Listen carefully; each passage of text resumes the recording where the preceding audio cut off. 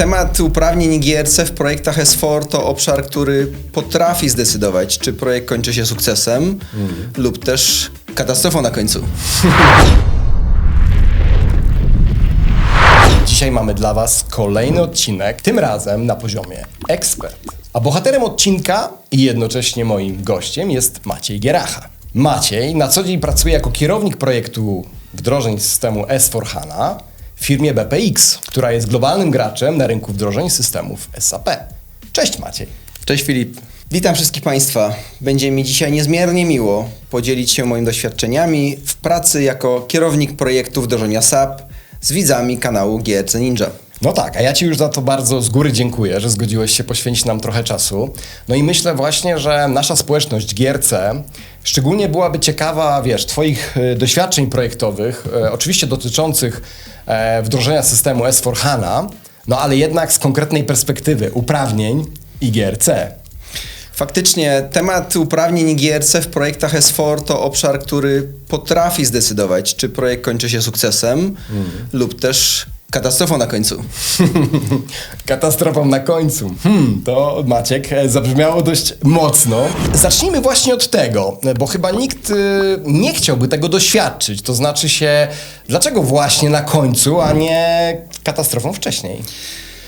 Na końcu dlatego, że uprawnienia wychodzą na powierzchnię właśnie pod koniec, kiedy użytkownicy naprawdę zaczynają pracować z systemem. Kiedy wykonują testy integracyjne lub są tuż przed startem produkcyjnym. No tak. Wcześniej skupiają się wszyscy na konfiguracji, zadaniach, innych priorytetach na projekcie i jakoś po drodze nikt się tym nie przejmuje. Dochodzimy do końcówki i tuż przed produkcją okazuje się właśnie, że nie może pracować w swoim procesie. Role są niekompletne, jest ich za mało albo wręcz za dużo. Mamy audyt, rewizję, poprawki, zmiany. Tak. A ten fragment, o którym zacząłeś teraz mówić, to ja już dobrze znam, bo wtedy robi się panika. I ja często dostaję na tym etapie telefon od znajomego kierownika projektu. Oczywiście nie od ciebie, ty to planujesz wcześniej.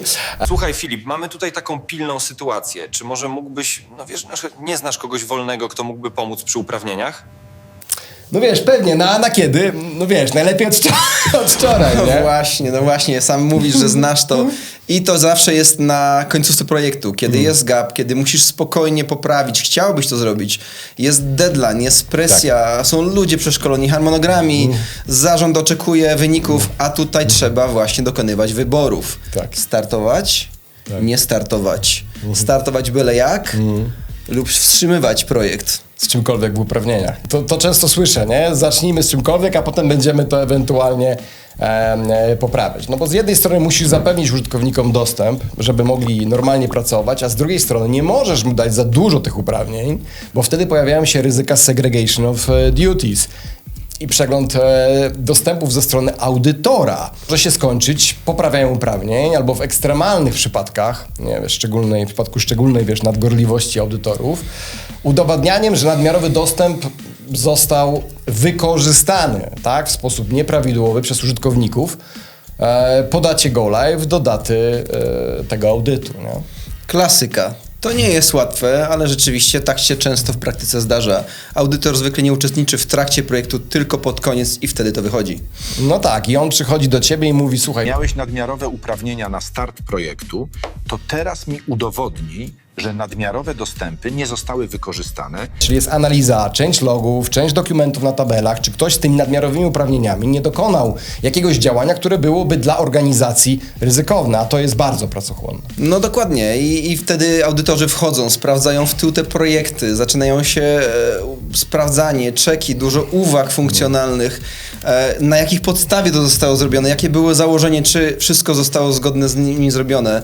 No i tutaj najłatwiej jest wykazać te błędy o nadmiarowe dostępy, bo tak to jest w projekcie, taka jest natura projektu, że ten projekt musi iść, a uprawnieniami przejmujemy się teoretycznie trochę później. No właśnie i to jest dosyć ciekawe, co teraz powiedziałeś. Ja myślę, że chcielibyśmy chwilę o tym teraz porozmawiać. Może zanim powiemy o tych twoich doświadczeniach w tym projekcie, powiesz nam trochę o samym projekcie, na czym on wyglądał, na czym polegała jego specyfika, żeby trochę naszym widzom przybliżyć ten projekt, bo jak rozumiem, nie było w niego zaangażowanych kilkanaście osób, tylko znacznie więcej, zupełnie inny kaliber, prawda? Tak, mówimy o ogromnym projekcie, gdzie użytkowników było... Uczestników było kilkuset, użytkowników końcowych było kilka tysięcy, kilkudziesięciu konsultantów, więc jest to ogromne przedsięwzięcie w kilkunastu modułach. Skoordynowanie tego jest bardzo, bardzo trudne i chyba to jest, jeśli mnie pamięć nie myli, największy tego typu projekt w Polsce, w tej branży. Wdrożenie S4HANA w właśnie Greenfield. Tak więc mieliśmy mocny zespół po naszej stronie. Okej. Bardzo mocny zespół również konsultantów funkcjonalnych od strony klienta, którzy pracowali z nami nad procesami. No i bardzo duże zaangażowanie biznesu, zarówno key userów, product ownerów, jak i biznesu, tych end userów. Wydawało się, że to wszystko jest jakby kompletne i mamy wszystkie kompetencje na pokładzie. Jakby nic nas nie powinno zaskoczyć, a jednak. No właśnie, ale mimo tego, że mieliście mocny zespół, zdecydowałeś się zadzwonić do mnie z pytaniem, czy nasz zespół do spraw uprawnień nie mógłby wesprzeć tego obszaru.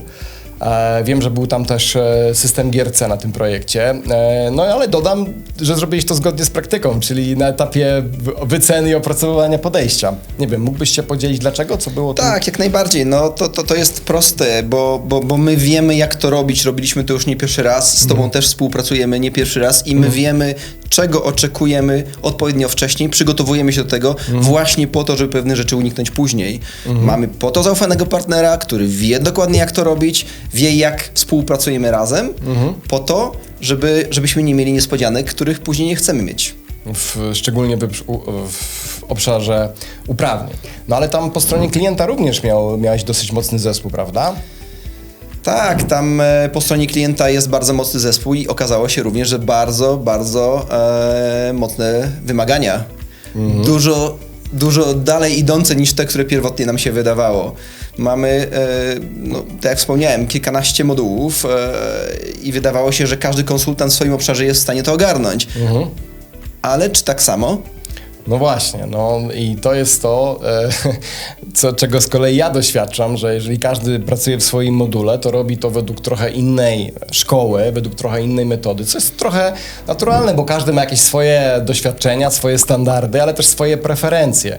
No i bardzo trudno złapać tą perspektywę całego systemu, a na koniec oznacza to po prostu silosy.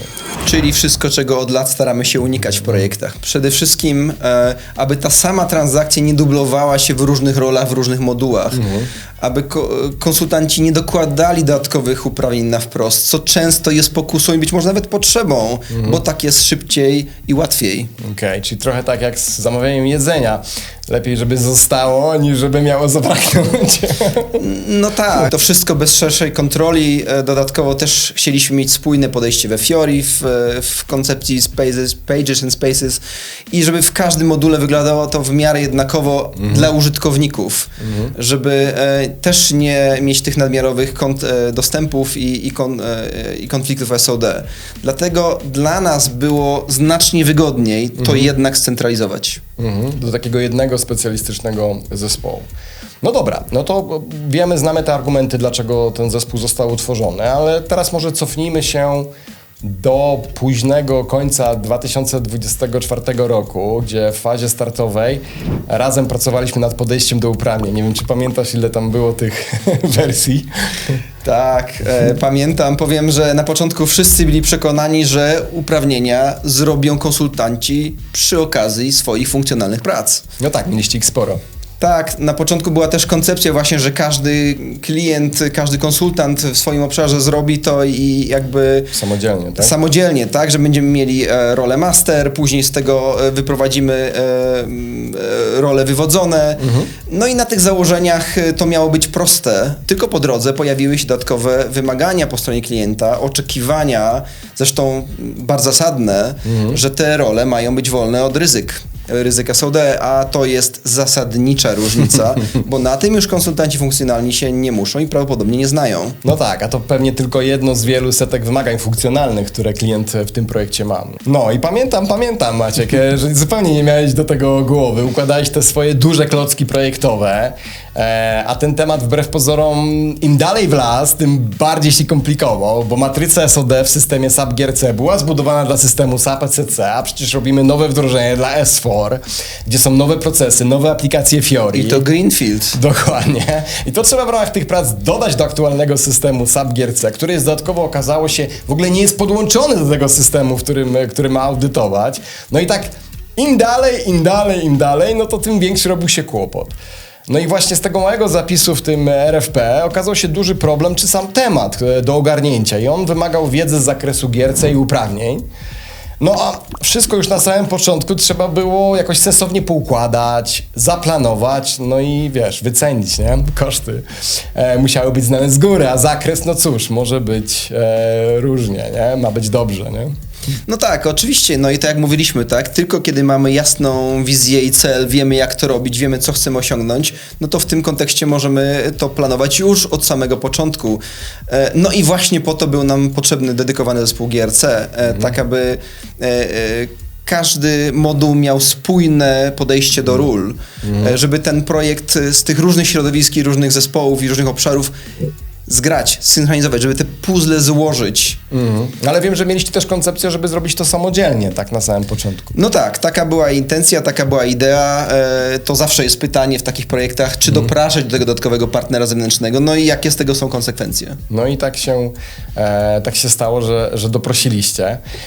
Podejście udało się jakoś wypracować, wycena została klepnięta, no i wjechała w projekcie kolejna faza, czyli analiza. Warsztaty, procesy, zespoły funkcjonalnie weszły głęboko, wiesz, w swoje obszary.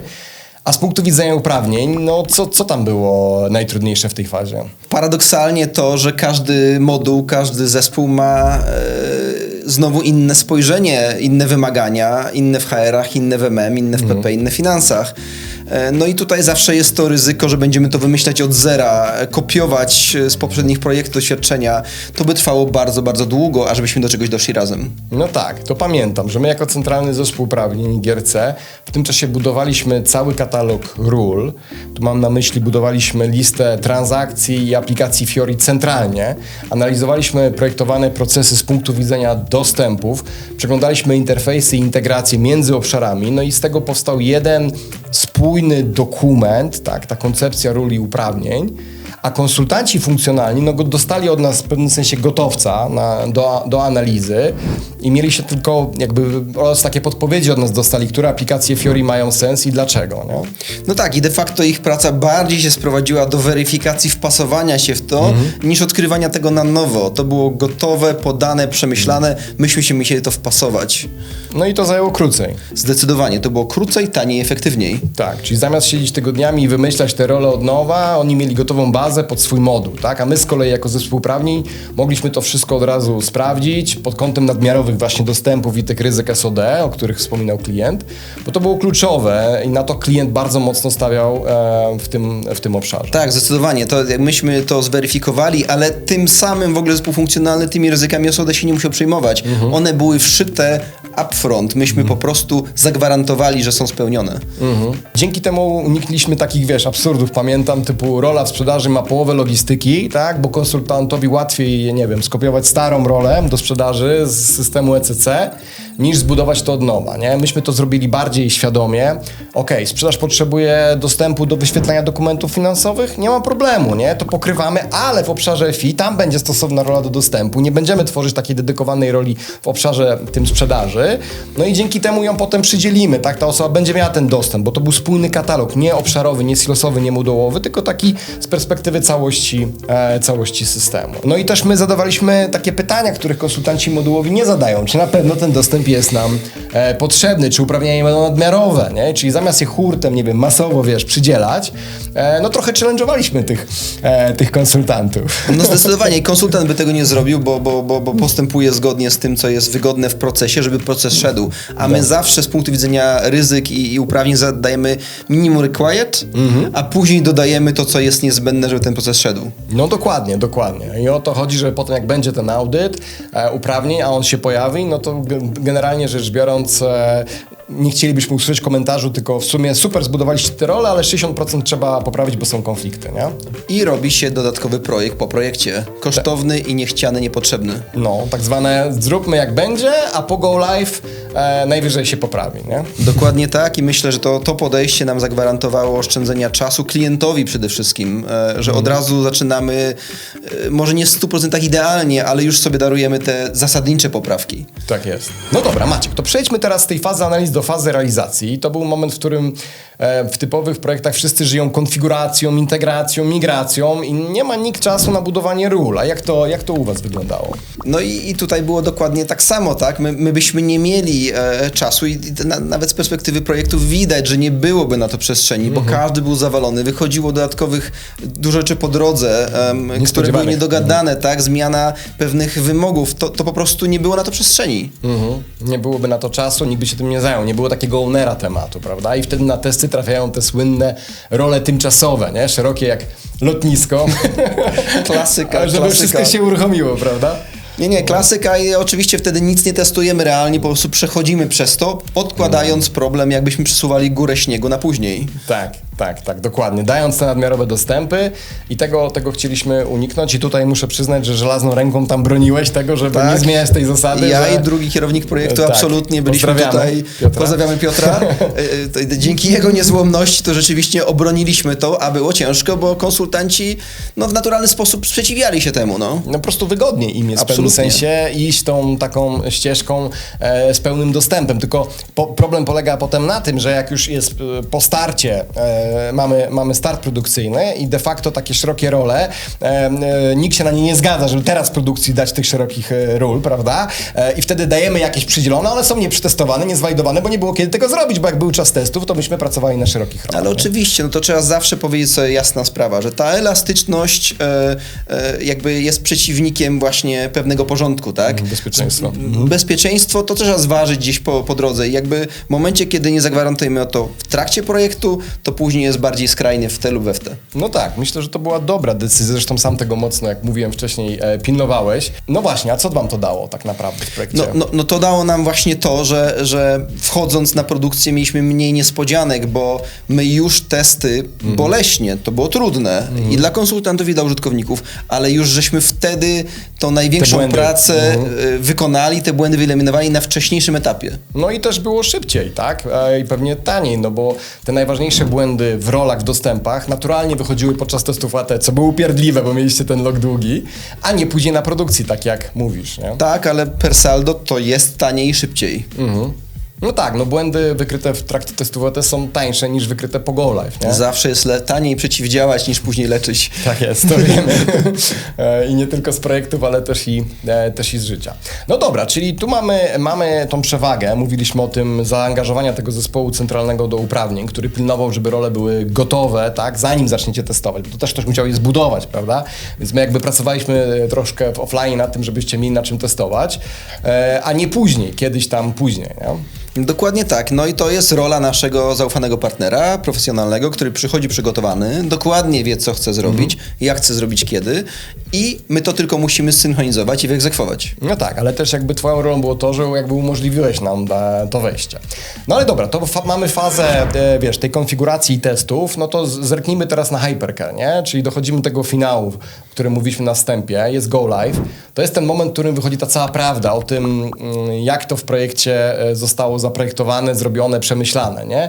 No i wiem, że ten go live się zbliża. Jak nastroje z perspektywy uprawnień?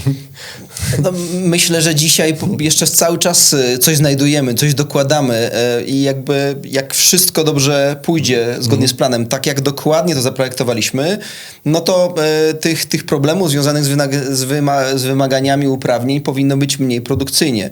Oczywiście dalej testują to key-userzy, to jeszcze może się zmienić w kontekście użytkowników końcowych i szczególnie ról funkcjonalnych, no bo te funkcje się zmieniają, rzeczywistość biznesowa się zmienia, jest reorganizacja. No tak. No tak, ale jakby generalnie rzecz biorąc, przygotowując się do startu produkcyjnego, jesteś, nie wiem, bardziej spokojny, porównując do innych projektów, czy generalnie... Znaczy, tak Bo jak ja patrząc, wiesz, po budżecie, który dałeś na Hypercare dla naszego zespołu, to musisz być bardzo spokojny. Ja mam nadzieję, że to jest właśnie prognostyk tylko. Czy taki spokojny jestem? Mam przekonanie, że zrobiliśmy dobrą pracę. Pracujemy razem nie pierwszy raz, nie pierwszy projekt razem robiliśmy i taka metodyka konsekwentna jest gwarancją sukcesu. Jestem do tego przekonany, że właśnie zadbaliśmy o te pryncypia, które są niezbędne, żeby spać lepiej. No dobrze, no to może podsumujmy. Maciej, z twojej perspektywy, które elementy pomagają w dobrym przygotowaniu? No, elementów było kilka. Od sposobu budowania katalogu ról i uprawnień, po testy na docelowych uprawnieniach, wykorzystanie historii użycia transakcji, użycie tych ze starego systemu ECC oraz tych, które wychodzą nam z systemu SAP GRC. Ustalenie tego, kto realnie czego używał na starym systemie i kto na jakich nowych procesach będzie pracował i jakich aplikacji Fiori będzie używał. Dzięki temu nie było tego masowego przypisywania uprawnień i to nam oszczędziło mnóstwo czasu i mam nadzieję, że również nerwów. Okej. No tak, no zobaczymy. A jak wygląda perspektywa nadmiarowych dostępów i SODA, o których mówiłeś, że ważna jest dla klienta? No, to już mam nadzieję będzie twoja rola, bo my dzięki temu, żeśmy tą pracę robili wcześniej, mam nadzieję, że nie będziemy musieli się tym przejmować w projekcie. No to ja dodam, że my to wiesz, na etapie budowy ról analizowaliśmy każdą rolę pod kątem tych ryzyk rozdziału obowiązków. Ryzyk było spore, co jest normalne przy takim, wiesz, dużym wdrożeniu, ale udało się ich sporo, wiesz, wyeliminować, część usunąć, a tam, gdzie nie było wyjścia, mamy zawsze tak zwane kontrole mitygujące do użycia. No to pozwoliło nam wejść w Go Live bez poczucia, że zaraz zadzwoni do nas audyt, nie? Myślę. No i mam nadzieję, że ten Hypercare będzie spokojniejszy.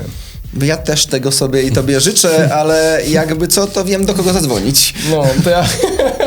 Jak będzie się okazywało właśnie w tych pierwszych dniach, że tych tiketów jest dużo, to muszę pamiętać, żeby wyciszyć telefon. No dobrze.